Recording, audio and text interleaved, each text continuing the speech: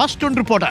മറ്റൊരു പ്രധാന വാർത്ത, രാഹുൽ മാങ്കൂട്ടത്തിൽ സഞ്ചരിച്ച ചുവന്ന റെഡ് പോളോ കാർ. ആ പോളോ കാർ നടിയുടേതായിരുന്നു. നടിയുടെ പേര് ആവശ്യപ്പെട്ടുകൊണ്ട് ചിലർ കമന്റ് ചെയ്യുന്നുണ്ട്. പേര് പറയൂല.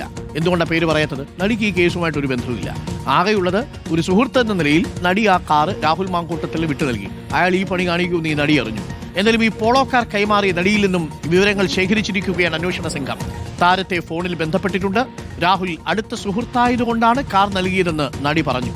വിളിച്ചുവരുത്തി ചോദ്യം ചെയ്യേണ്ടെന്ന നിലപാടിലാണ് SIT. രാഹുലിനായി അന്വേഷണ സംഘം ബംഗളൂരുവിലും തെരച്ചിൽ വ്യാപകമാക്കി. കെമ്പഗൌഡ എയർപോർട്ട് റോഡിലുള്ള ഹോട്ടലിൽ രാഹുൽ എത്തിയെന്ന് അന്വേഷണ സംഘം കണ്ടെത്തി. രാഹുലിന് സഹായം നൽകുന്നത് കർണാടകയിലെ യൂത്ത് കോൺഗ്രസ് നേതാവാണെന്ന് SITക്ക് വിവരം ലഭിച്ചിട്ടുണ്ട്. അതിനിടെ രാഹുൽ മാങ്കൂട്ടത്തിനെതിരെ പരാതി നൽകിയ അതിജീവിതയ്ക്കെതിരെ സൈബർ ആക്രമണം നടത്തിയവർക്കെതിരെ കടുത്ത നടപടികളിലേക്ക് കടക്കുകയാണ് പോലീസ്.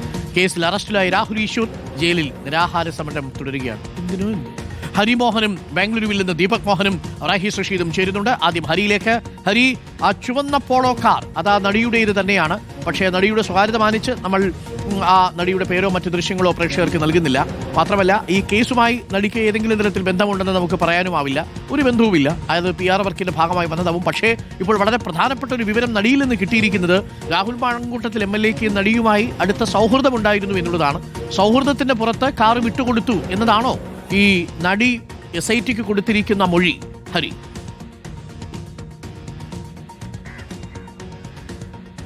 അരുൺ, ഈ രാഹുൽ ഒളിവിൽ പോയതിനു ശേഷം കണ്ടെത്തിയ ഏറ്റവും ആദ്യത്തെ തെളിവ് എന്ന് പറയുന്നത് പോളോ കാറിൽ സഞ്ചരിച്ചിരുന്നു എന്നുള്ളതാണ്. ഈ ചുവന്ന പോളോ കാർ കേന്ദ്രീകരിച്ച് അന്വേഷണം നടത്തിയപ്പോഴാണ് ഇത് നടി ഉപയോഗിച്ചിരുന്ന കാറാണ് എന്നുള്ള നിഗമനത്തിലേക്ക് അന്വേഷണ സംഘം എത്തിയത്. അങ്ങനെയാണ് നടിയെ ഫോണിൽ വിളിച്ച് ഇതിന്റെ വിവരങ്ങൾ തേടിയത്. ഈ കാർ അധിക ദൂരം പോയിട്ടില്ല എന്നുള്ളത് കൊണ്ടാണ് ഈ മറ്റു ചോദ്യം ചെയ്യലുകളിലേക്കൊന്നും തന്നെ പോകേണ്ടതില്ല എന്നുള്ള തീരുമാനത്തിലേക്ക് അന്വേഷണ സംഘം എത്തിയത്. അതായത് ഏകദേശം 2-3 കിലോമീറ്റർ ദൂരം മാത്രമേ ഈ കാറിൽ രാഹുൽ സഞ്ചരിച്ചിട്ടുള്ളൂ. അതിനുശേഷം മറ്റൊരു കാറിൽ കയറി പോവുകയായിരുന്നു. അതുകൊണ്ട് തന്നെ ഈ വിവരശേഖരണം മതി എന്നുള്ള തീരുമാനമാണ് SIT എടുത്തത്. അങ്ങനെ ഈ നടിയെ ഫോണിൽ ബന്ധപ്പെട്ടു. നടി പറയുന്നത് തന്റെ സഹോദരിയുടെ പേരിലുള്ള കാറാണിത്. സഹോദരിയുടെ പേരിലാണ് രജിസ്ട്രേഷൻ ഉള്ളത്. താനാണ് പക്ഷേ ഇത് തുടക്കം മുതൽക്ക് ഉപയോഗിച്ചിരുന്നത്. അക്കാര്യത്തിൽ സംശയമൊന്നുമില്ല. പക്ഷേ രാഹുൽ ചോദിച്ചപ്പോൾ താൻ കാർ നൽകിയിട്ടുണ്ട് എന്നുള്ള കാര്യം നടി സ്ഥിരീകരിക്കുകയാണ്. അതായത് രാഹുൽ തന്റെ അടുത്ത സുഹൃത്താണ്. രാഹുൽ പരിപാടികൾക്ക് വിളിക്കുമ്പോൾ പോകാറുണ്ട്, ചില ചടങ്ങുകൾക്ക് വിളിക്കുമ്പോൾ പോകാറുണ്ട്. ഏറെക്കാലമായുള്ളൊരു സൗഹൃദമാണ്. അതല്ലാതെ മറ്റേതെങ്കിലും നിലയ്ക്ക് ഈ കാറിൽ രക്ഷപ്പെടാനാണോ അല്ലെങ്കിൽ കാർ മറ്റെന്തെങ്കിലും തരത്തിൽ ഉപയോഗത്തിനാണോ എന്നുള്ള കാര്യമൊന്നും തനിക്ക് അറിയില്ലായിരുന്നു. ഒരു സുഹൃത്ത് എന്നുള്ള നിലയിൽ മാത്രമാണ് കാർ നൽകിയത് എന്നുള്ളതാണ് നടി നൽകിയിരിക്കുന്ന ഒരു മൊഴി എന്ന് പറയുന്നത്, അല്ലെങ്കിൽ ഒരു വിവരം എന്ന് പറയുന്നത്. നടി ഇപ്പോൾ ബാംഗ്ലൂരിലാണുള്ളത്. ബാംഗ്ലൂരിലുള്ള നടിയെ ഫോണിൽ വിളിച്ചാണ് SIT വിവരങ്ങൾ തേടിയിട്ടുള്ളത്. ഇനിയിപ്പോൾ ഈ വിവരശേഖരണം ആവശ്യത്തിന് ഇപ്പോൾ നിലവിൽ ആവശ്യത്തിനുള്ളതുണ്ട്. അതിനപ്പുറത്തേക്ക് ചോദ്യം ചെയ്യാനോ അല്ലെങ്കിൽ മറ്റ് നടപടികളിലേക്ക് കടക്കാനോ SIT ഉദ്ദേശിക്കുന്നില്ല.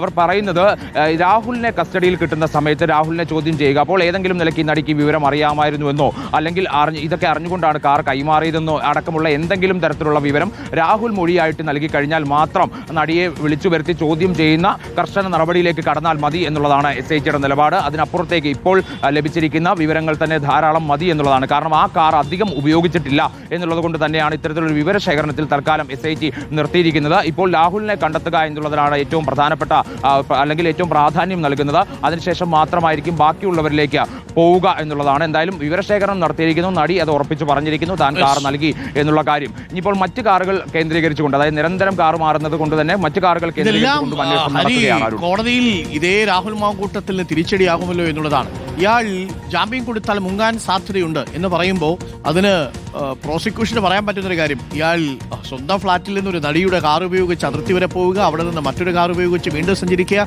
അവിടെ നിന്ന് ഇങ്ങനെ സംസ്ഥാനവും സ്ഥലവും മാറിക്കൊണ്ടേയിരിക്കുക, അന്വേഷണ സംഘത്ത് എത്തുന്നതിന് തൊട്ട് മുമ്പ് അവിടെ നിന്ന് മാറി മറ്റൊരു സ്ഥലത്തേക്ക് പോവുക. അങ്ങനെയുള്ള ഒരാൾക്ക് ജാമ്യം കൊടുക്കാൻ പറ്റൂ എന്നൊരു ചോദ്യമല്ലേ ഉണ്ടാവുക? എന്തായിരിക്കുമോ എന്തോ ഡിഫൻസ് ലോയറുടെ ഇതിനുള്ള മറുപടി. ദീപക് ഉണ്ട് നമുക്കൊപ്പം. ബാംഗ്ലൂരിലാണ് ദീപക് ഉള്ളത് ഇപ്പോൾ.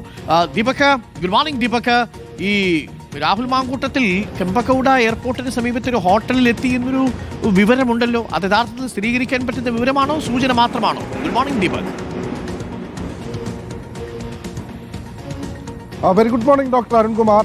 രാഹുൽ മാങ്കൂട്ടത്തിനായുള്ള തിരച്ചിൽ ബംഗളൂരുവിലും SIT പ്രത്യേക അന്വേഷണ സംഘം ഊർജിതമാക്കിയിരിക്കുകയാണ്. കഴിഞ്ഞ ദിവസം കർണാടക തമിഴ്നാട് അതിർത്തിയിലെ ഹൊസൂരിനടുത്തുള്ള ബാഗലൂരിൽ രാഹുൽ ഉണ്ട് എന്നുള്ള വിവരം പ്രത്യേക അന്വേഷണ സംഘത്തിന് ലഭിച്ചിരുന്നു. എന്നാൽ അവിടെ എത്തുമ്പോഴേക്കും അവിടെ നിന്ന് മറ്റൊരു വാഹനത്തിൽ ബാംഗ്ലൂരിന്റെ മറ്റൊരു ഭാഗത്തേക്ക് രാഹുൽ കടന്നു കളയുകയായിരുന്നു എന്നാണ് അന്വേഷണ സംഘത്തിന് ലഭിച്ച സൂചന.